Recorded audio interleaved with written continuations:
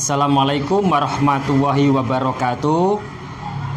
Pada pagi hari ini Pak David akan menjelaskan materi bahasa Indonesia SMA, yaitu di kelas 3, materi tentang penulisan fakta dan opini dalam artikel.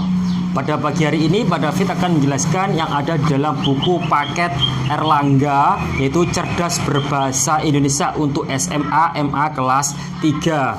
Untuk materi fakta dan opini dalam artikel, materi fakta dan opini dalam artikel ini sering dikeluarkan dalam ujian-ujian semester, dan khususnya ujian masuk ke dalam perguruan tinggi negeri. Banyak soal yang dikeluarkan. Materi fakta dan opini sudah ada sejak SD sampai SMA, tapi yang membedakan itu adalah tingkat kesulitannya, itu ya. Jadi untuk hari ini Pak David akan memberikan trik-trik mengajar, trik-trik mengerjakan soal tentang fakta dan opini. Sebelumnya diperhatikan dulu perbedaan antara fakta sama opini. Fakta itu adalah pernyataan yang benar-benar terjadi. Kata kuncinya itu adalah nyata, fakta.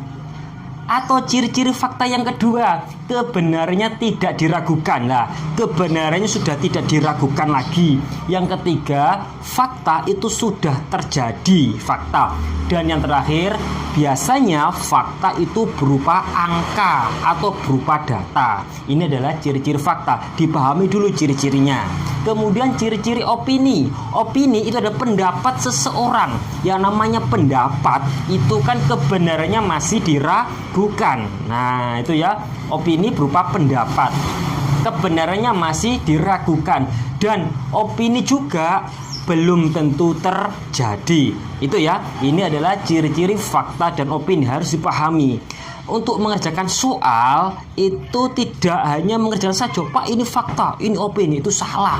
Kalian harus bisa menunjukkan kata-kata operasionalnya, bahwa itu adalah kalimat fakta dan itu adalah kalimat opini. Ya, harus bisa ditunjukkan dengan kata-kata operasional yang menunjukkan mana fakta dan mana opini.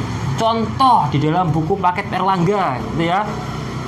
Contoh fakta, dari hasil uji kompetensi guru UKG bahwa nilai rata-rata UKG hanya 56. Nah, gitu ya, hanya 56. Sekarang ini kalimat fakta atau opini? Nah, harus ditunjukkan dengan kata-kata operasionalnya.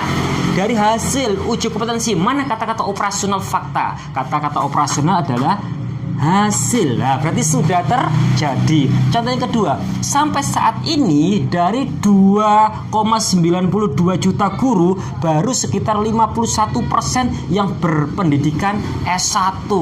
Mulai sampai saat ini dari mana kata-kata operasional fakta, yaitu ada data. Ya kan, ada data berupa angka. Itu kebenarannya tidak diragukan lagi. Kemudian opini. Reputasi memang tidak meragukan. Nah, reputasi memang tidak. Mana kata-kata operasional opini? Memang. Memang. Itu kan pendapat seseorang yang kebenarannya masih diragukan karena apa? Belum terjadi, berupa pendapat, ya kan? Kemudian yang kedua contohnya, Kementerian Pendidikan dan Kebudayaan merupakan kementerian yang sangat strategis dan menyangkut masa depan anak bangsa. Ini kalimat fakta atau opini? Nah, kalimat opini, mana buktinya kalimat opini? Harus bisa dibuktikan dengan kata-kata operasional. Tidak boleh hanya menjawab itu fakta Pak, itu opini. Salah. Harus bisa ditunjukkan dengan kata-kata operasionalnya. Mana kata-kata operasional opininya? Yaitu sangat strategis, sangat. Nah, menurut kamu sangat, tapi menurut saya belum tentu, ya kan?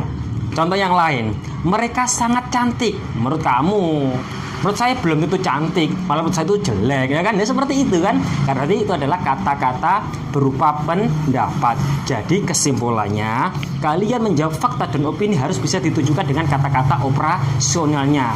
Oke ya? Jelas ya? Nah, itu. Oke, mungkin itu saja penjelasan Pak David pada pagi hari ini mengenai fakta dan opini. Dan tetap belajar di rumah meskipun keadaan seperti ini. Itu ya, COVID-19 harus kita hilangkan.